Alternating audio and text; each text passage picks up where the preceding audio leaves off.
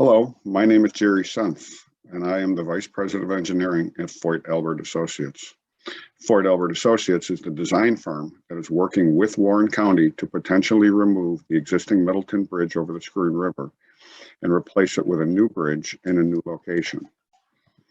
With the exception of this introduction, the presentation you will see is identical to the one that was originally presented on August 28, 2020.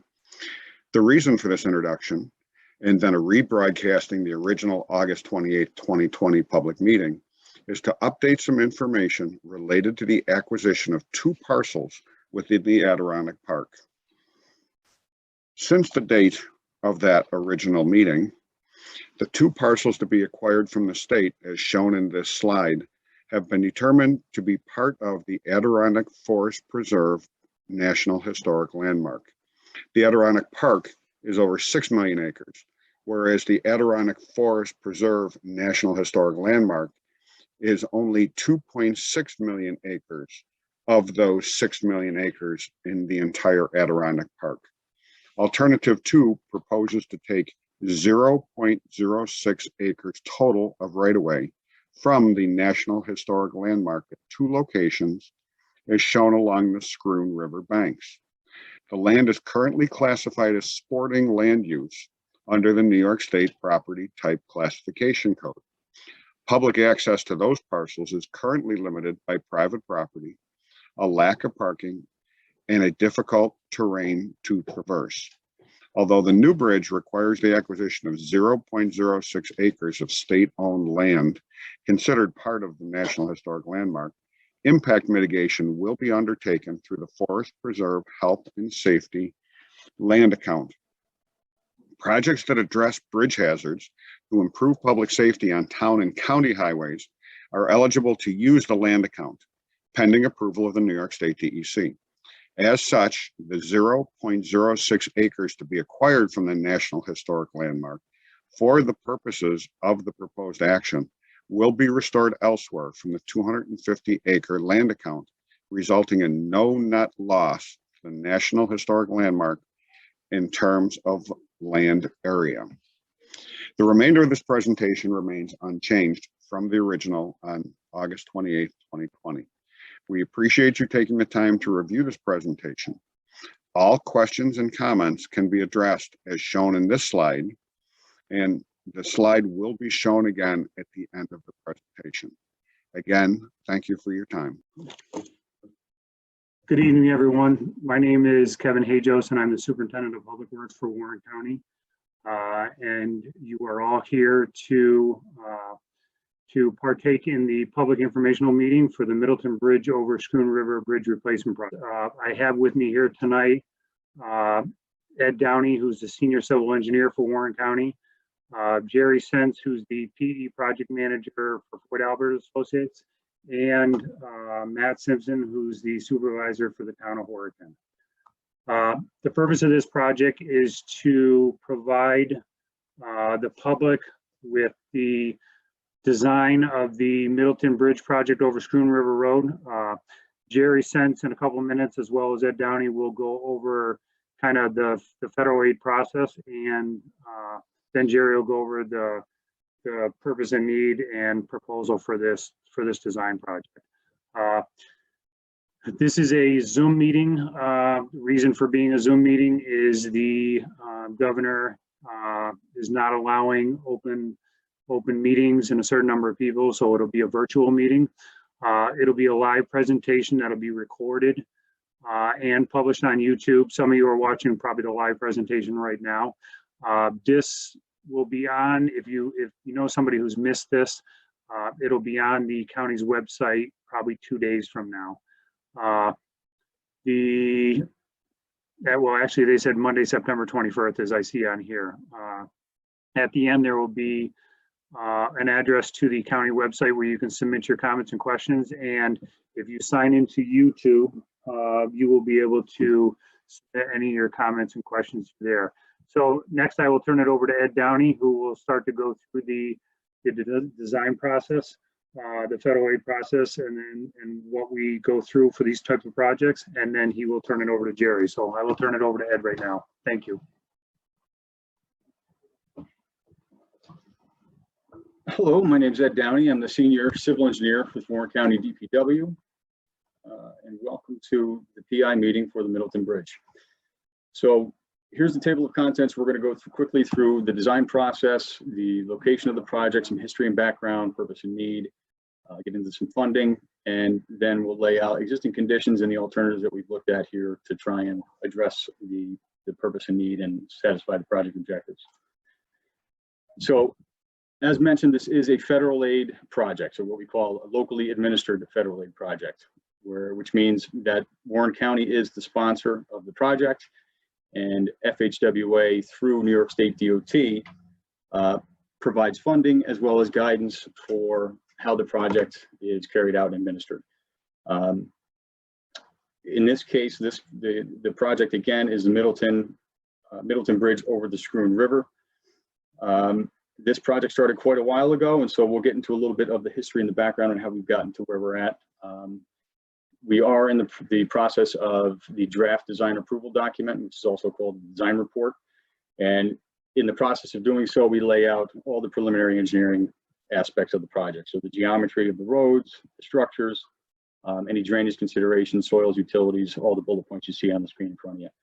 And specifically, and as it relates to the Middleton project, the environmental, social, and economic factors that play into the project are a big one here. Environmental, again, because there's federal funds involved as well as state funds involved, the NEPA and SEEKR play a big part in this. NEPA is the National Environmental Protection Act. I might be getting that acronym a little bit wrong, but it's basically the national standards for evaluating environmental impacts of a project. And SEEKR is analogous, but on the state side of things. So some of the items we're coming up against on this project is surface waters, wetlands, in particular with the existing bridge, historic resources, parklands, and endangered species. So some of the other items we look at as part of the design report are the social aspects of the project and the impacts it may or may not have. So land use, social groups, emergency services, those things. And then lastly, but not least, we look at economic, so regional and local economic impact, business impacts, and the like. So one of the last parts of this design approval process is the evaluation and comparison of the alternatives that we've developed. So we'll get into all of that stuff. As for the location of the bridge, it is right now, the existing bridge is between the towns of Warrensburg and Bolton. And I've got another slide that shows in more detail where exactly it is, but we're going to show you two locations, the old bridge and the proposed new bridge. So again, the old bridge is between the towns of Warrensburg and Bolton. The proposed bridge would be between the towns of Chester and Horicon. So this next slide is going to show you exactly where the existing bridge is located. So this is just north of I-87 exit 24 in the towns again of Warrensburg and Bolton. Just north of the exit, we come up on County Route 10, which is called Scroon River Road, about 0.6 miles north of the exit is the existing bridge, what they call the Middleton Bridge, and that connects Scroon River Road to East Scroon River Road in the town of Bolton. The proposed bridge location is about 1.9 miles north of the existing bridge, and that again is between the towns of Chester and Horicon. And it is still Scroon River Road. However, once you get over the town line into Chester, it becomes County Route 30, no longer County Route 10. And you can see the blue line here is giving you a rough indication of what the rough alignment of the new bridge and connecting roadway will be based on the preferred alternative that we're going to present. So a quick history and background of the bridge. It was built in 1896, was the original bridge construction date. 1925, there was a gauge station that was constructed adjacent to the bridge, and that is relevant, and we'll touch on that later on. 1969, the bridge was closed to traffic by the county, and in that same year, it was repaired and reopened by the county after a lot of residents had petitioned the county to reopen it. In 1989, there was a significant rehab project that was completed on it, and then in the early 2000s, several minor repairs before 2008 when the bridge was closed to all traffic, which remains closed to this day. Some of the background. The preliminary engineering for the project started in 2007. The original intent was to replace the existing bridge at the current location. However, it was determined early on in that process that the bridge was redundant to the County Route 11 bridge at exit 24 of 87. Again, because the two are only separated by a little over half a mile, the question came up is why would we replace this bridge when it's so close to the County Route 11 bridge? So at that point, we started to reevaluate things and look and say, well, what is a better location for this bridge that would better serve the project objectives? And the new bridge location was selected, again, 1.9 miles north of the existing, based on the idea that it was a good midway point between the County Route 31 and County Route 11 bridges to the north and south, respectively. The existing roadways between County Route 30 and the roads on the east side of the Scroon River were advantageous to try and make a connection at that point, as well as that crossing location provides a direct access to Sherman Lake, Burnt Pond, and Crystal Lake areas. In order to construct the bridge, however, it was discovered that we had two parcels of land along the west and east banks of the Scroon River, which were considered to be by New York State to be forest preserve. So pursuant to Article 14 of the state constitution, no portion of the forest preserve can be sold or bought without a specific amendment to the Constitution granting authority to convey that property. So late 2010, early 2011, the county had initiated that process through our state legislators to start to move forward of amending the state constitution. And during that legislative process, the individual project, moving that forward as its own standalone amendment, got kind of gobbled up into a lot of other projects in similar towns throughout the Adirondack Park, where they have similar situations where they're trying to purchase small pieces of property for infrastructure improvement projects. But because of the stipulation that you have to amend the Constitution in order to do so, a lot of these projects falter for a long time, which this one has certainly been hanging out there for quite a while. So in November 2017, a referendum was put forward for a vote, and it was approved by a statewide vote to create what they're calling the Local Health and Safety Land Bank. And that allows counties, towns, and villages within the Adirondack Park specifically, but also I think they're creating one for the Catskills, for municipalities to purchase property through this local land bank system. And it provides a legal mechanism where we can actually acquire that right away now without any additional and specific amendment to the Constitution. So the purpose and need of the project, we have some primary project objectives here, and there are some secondaries, but we'll focus on the primary for now, which is the first is to restore the bridge to a condition rating of 5 or greater, which basically means it's in good shape and it has a significant service life left to it. Which rolls us into the second project objective, is provide a structure with a minimum estimated service life of 50 to 75 years. And the 50-year mark is more along the lines of a major rehabilitation. If we were to rehabilitate the existing structure, we would try and attain a 50-year service life. With a replacement structure, we would be shooting for a 75-year service life. And the third and final primary objective is to eliminate the safety concerns caused by the existing bridge's deficient condition using treatment strategies that offer the lowest life cycle maintenance cost.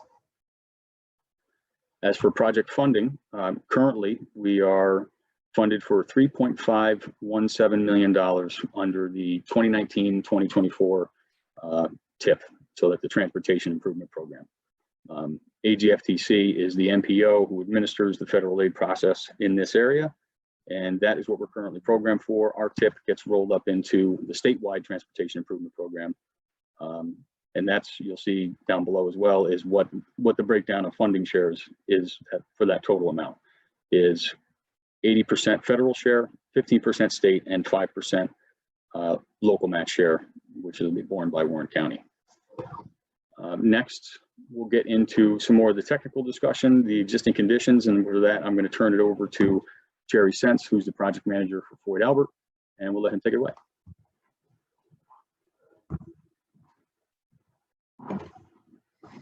Thank you, Ed. As Ed mentioned, my name is Jerry Sense, and I am the project manager for Floyd Albert on this project. And I'll get into some of the technical aspects of the job, describe the existing, and then get into the alternatives that were studied. So the existing bridge is an 87-foot span, and it's 15'6" out-to-out width. It's a single-lane bridge. It's what's called a pin-connected through truss with a laminated timber deck. The abutments and wing walls are cut stone masonry.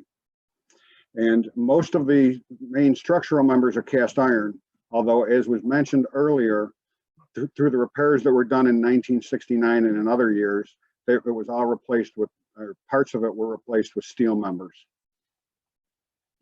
This is part of the inspection rating that was provided by New York State DOT in 2019. The general recommendation is 1. As Ed mentioned, our goal is to get it up to a 5. And in that report, it specifically said that the deterioration is so extensive that partial or total collapse is imminent. The main bridge deck is in severe condition. It's just no longer effective. Both the superstructure and the substructure are in poor to severe condition. The superstructure requires that both the primary and secondary members have advanced deterioration. As far as the substructure, both the wing walls and the abutments are deteriorated.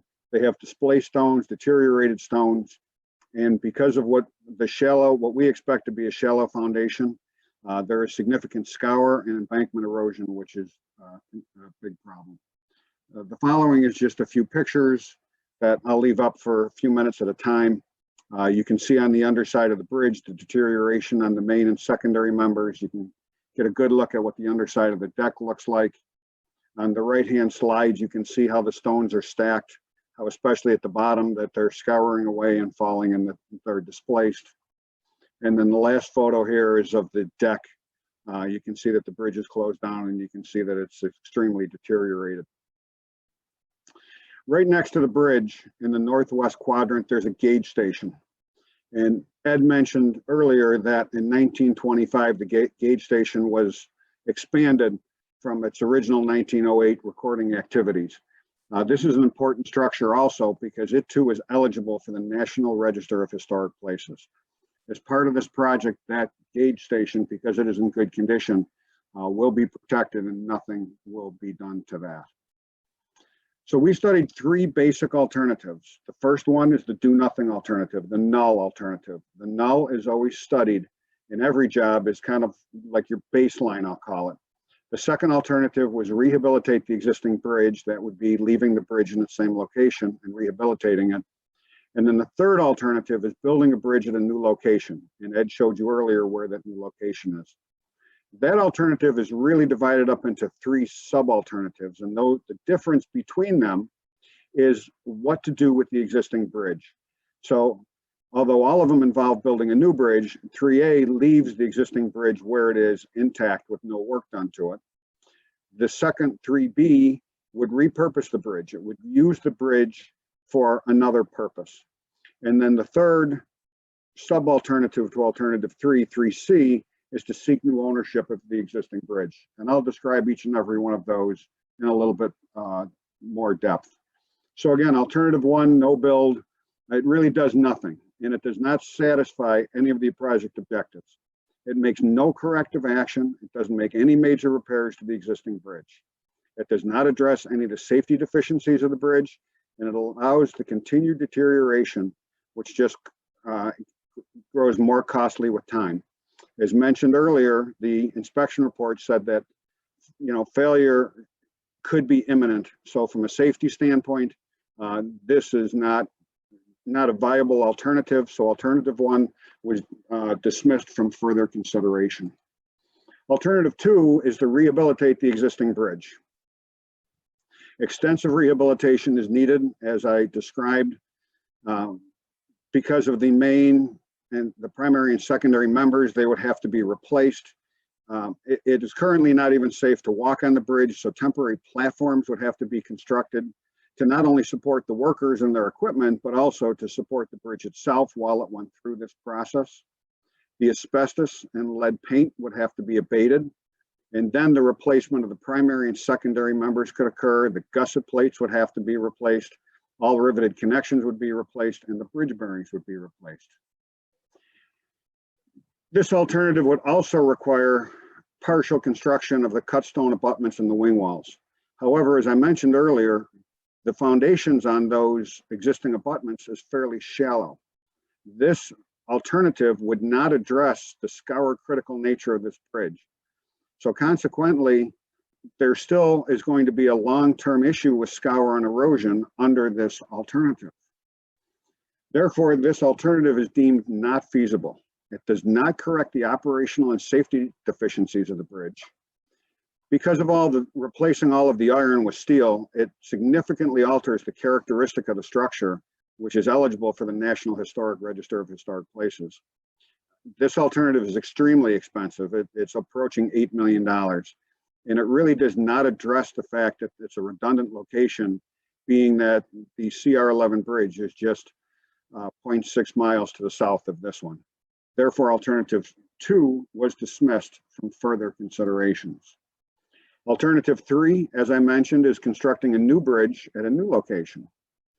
Ed showed this earlier in a map, that the bridge is roughly 2 miles north of the existing. It would require, right-of-way would have to be acquired from County Route 10, which is the Schroon River Road, to the intersection of the Burnt Hill Road and Riding High Road Ranch. I'll actually show a picture of that later. The new bridge would either be a plate girder or a truss bridge, and I will show you pictures in just a minute of what each of those types of bridges are.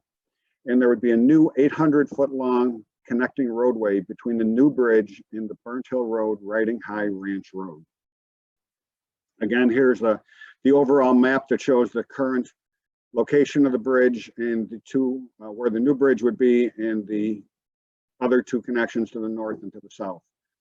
The new location reestablishes a crossing roughly midway between CR31 and CR11 to the north and to the south respectively. It would reduce travel times on unimproved local roads, and it provides for standard intersection sight distance at CR10, which the existing bridge does not. The old bridge crossing, again, it's redundant because it's close proximity to CR11 crossing. There are increased travel times on the unimproved local roads. And as I just mentioned, it has a non-standard intersecting sight distance at CR10. This picture basically shows an aerial photograph of what the topography looks like now, where the proposed bridge would be constructed. And on top of that photo,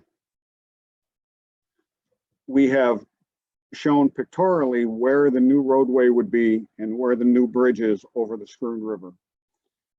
You can see there's a path towards the Schroon River, which we would maintain the connection, and the intersection at Burnt Hill Road would be reconstructed. I talked about the two different types of structures, one being a truss structure. So on the top, I have shown pictures from my project that was recently constructed, called Shady Tree Lane in Schoharie County. Although it's difficult to see on the upper left-hand slide, that is the truss being lifted into place. The structure is lifted intact all at once, and then a finished picture is shown on the right. On the bottom slide are two steel girder bridges.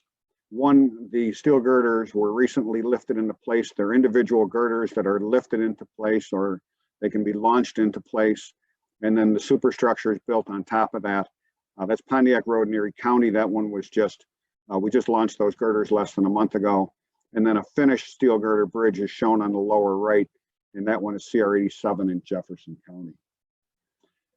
Ed mentioned the right-of-way acquisitions, and if you notice the numbers 1 and number 2, those are the two parcels that he talked about that have to be taken from the state of New York as part of the land bank deal. So there you can see very well where that's located.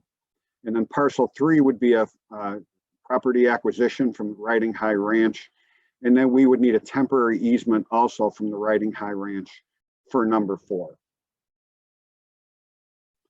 Because this bridge is eligible to be on the National Historic Register, there's a federal process that has to be dealt with.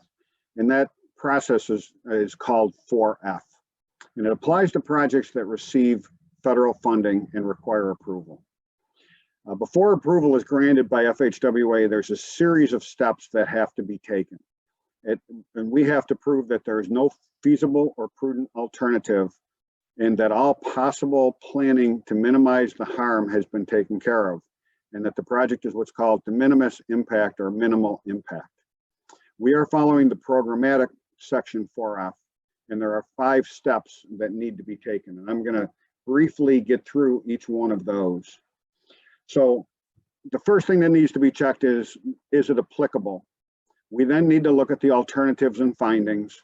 We have to make sure that the historic nature of the bridge is mitigated and the harm is minimized. There's coordination that needs to be done, and then there's an approval process. And I'll go through each one of those steps briefly with you. To be applicable, the bridge has to be replaced using federal funds. And as Ed mentioned earlier, you can see there's a large amount of federal funds going into this job. The second one, the project is proposing to demolish a historic bridge or one that's eligible to be on the National Register.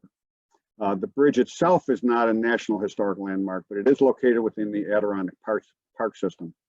FHWA makes the determination, and in the end, there's an agreement between FHWA, Federal Highways, the State Historic Preservation Office, which I will refer to as SHPO, and then the Advisory Council on Historic Preservation.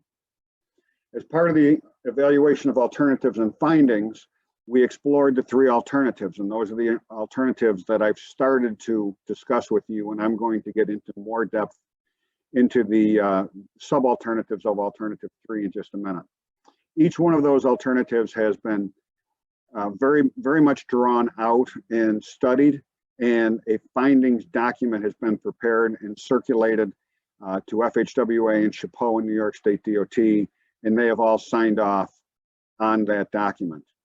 As part of the mitigation measures and minimization, we have to make a record of the historic bridge, and we follow the standards according to the National American Engineering Record, and that will be done as part of this job. We also have to make the bridge available to any other responsible parties. And again, there's going to be an agreement at the end of what happens to this bridge and where it goes with FHWA, SHPO, and ACHP. And you'll also see that on the next 2 slides. As part of the coordination, there's a public notice that had to be filed, and that's been filed in a public information meeting. The public information meeting is what you are participating in right now. All of the stakeholders, again, FHWA, New York State DOT, SHPO, have all agreed that the removal of this bridge will have an adverse effect, and a memorandum of agreement has been drafted, and it will be signed by all parties. The approval, again, Warren County is the lead agency, New York State DOT, SHPO, and Federal Highways. So again, getting back into exactly what alternative 3 is and the differences, alternative 3 is construct a new bridge at a new location, and the 3 sub-alternatives deal with how are we going to handle the existing bridge in its existing location with a new bridge constructed approximately 2 miles to the north. The first one, 3A, leaves the existing bridge intact. Well, again, we've shown in several slides that the existing bridge is in very bad condition and failure could be imminent. Leaving this bridge as it is a serious safety and liability concern. So we feel that this alternative is not viable, and because of the safety reasons, it's dismissed from further consideration. Alternative 3B looks at reusing the existing bridge, perhaps using it as a recreational trail for pedestrians and things like that. As I mentioned earlier, the current bridge is so unsafe that it's not even safe to walk across. Again, as I mentioned, similar to the rehabilitation alternative, to carry out alternative 3B, we would have to do some extensive rehabilitation to this bridge. We would need the support systems to even be able to go out and work on the bridge. We would significantly adversely affect the historical characteristics of the bridge, changing everything out. We would require the lead paint and asbestos abatement. And as I mentioned earlier, even though it's a recreational bridge, there's a very high level of investment. So alternative 3B was dismissed from further consideration. Alternative 3C would, again, construct a new bridge at a new location, but we would seek ownership of the existing bridge. And generally, relocation is not a recommended preservation solution, But in this case, it's the only way that we can assure that the physical appearance of the existing structure can be maintained and its use be continued. It'll be continued in a little different way, but its use will be continued and the historic aspects of it will be maintained. If someone can be found to take this bridge, there are some very strict stipulations for them taking it. They would assume the responsibility of that, but they would have to follow those stipulations and would sign an agreement that those stipulations would be followed. There will be advertisements for the bridge under this alternative for the new ownership, and there will be specific deadlines upon which an agreement has to be made. If there is no owner found, and if nobody's interested in taking this bridge over, then the bridge would be demolished and would be removed. The interesting thing about this scenario is that we can continue the design and construction can even begin on the new bridge in its new location while the new owner is sought and the new owner disassembles the existing bridge and relocates it to the place of his choice following the stipulations that are agreed upon. So in summary, the current bridge is so structurally deficient that it poses substantial liability and it cannot be rehabilitated in a manner to meet any kind of codes and standards without adversely affecting its historical characteristics. For these reasons, alternative 3C, which is construct a new bridge at a new location and seek new ownership of the existing bridge, is the only alternative that is found to satisfy all project objectives. The current slide shows you our estimate of the construction costs. Basically, the costs stay the same. The two alternatives are shown. A steel girder bridge would be about 2.3 million for just the bridge. The through truss is about 2.9 million. The 800 feet of highway work is $200,000 or $600,000 of earthwork related to the job. And then if new ownership is not found, the new owner would have to take the bridge down. There would be no cost to that. If there is no owner found, then a contractor would have to demolish and dispose of the bridge. That's another $200,000. So the approximate range is $3.3 to $3.9 million. Our schedule, basically, we're going through the public comment period. All comments are reviewed and responded to within a document called the final design report. It is our intention to have the final design report and the 4F completed by the end of this year, and we will be able to move ahead with final design with design approval in January of 2021. At that point, we will start our detailed design and right-of-way acquisition will begin. We must complete the right-of-way acquisition phase by August 21, and a detailed design will be completed also by 2021, August of 2021. We would then advertise in October, and we will start construction the beginning of 2022 related to one construction season.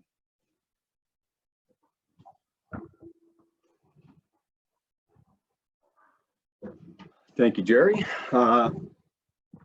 So for the meeting, the purpose of the public information meeting is our continued efforts by DPW, DOT, and FHWA to encourage public input in the process. We're soliciting comments on the development of the project alternatives, everything you've seen here that Jerry just presented. Any accommodation will be made to facilitate your participation in viewing this public meeting. As Kevin mentioned initially, this presentation will be available online September 21st, which is next Monday, through warrencountiny.gov. So you can watch everything you see here tonight, including any discussions and questions and comments at that website. For convenience, a public information comment sheet is provided at the end of this presentation, available for download for the purpose of making comments known to Warren County. All comments must be received by either hand delivery, USPS, or email no later than October 2nd. Comments and questions can be sent to the email that you see on your screen there, publicinfo@warrencountydpw.com. Or again, you can always skip ahead and send them to the Warren County DPW main office, which we will leave up at the end of this presentation. But for right now, for anyone who's watching on YouTube Live, feel free to submit any live chat questions and we'll try and answer to the best of our ability. Dave?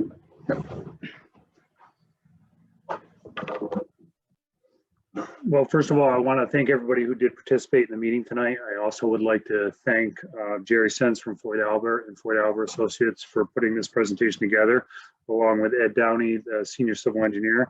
And actually, I'm going to reach out to Don Lehman, who is on the Zoom meeting with us, and ask Don if there are any questions for the presentation tonight. Hello, at this point, we have no interaction on YouTube, no questions, no comments at this point. We do have 10 viewers, but no chat at this point. Well, Don, with that being said, then I think we will we'll keep the meeting for maybe a minute or two more to see if anybody else has anything. Again, I want to thank Floyd Albert for the presentation tonight. It's a much needed project. I also have Matt Simpson here. Matt, would you like to say anything? Well, it's very important for health and safety, public safety. The detour has been, been brought to the forefront, especially with a major fire in that area, which, the bridge that's been out has inhibited the ability for a quick fire response. Yes. So it's critical to the safety of those residents on that side of the river. And I believe we'll end the meeting at this time. So Don, thank you. As I don't see any more questions. So at this time we will end the meeting. And again, there were the website address was up there that you could submit your comments to, as well as the address for either Warren County DPW or Floyd Albert Associates. So again, thank you, everyone. Don, thank you for your assistance, and we will end the meeting. Thank you, everybody.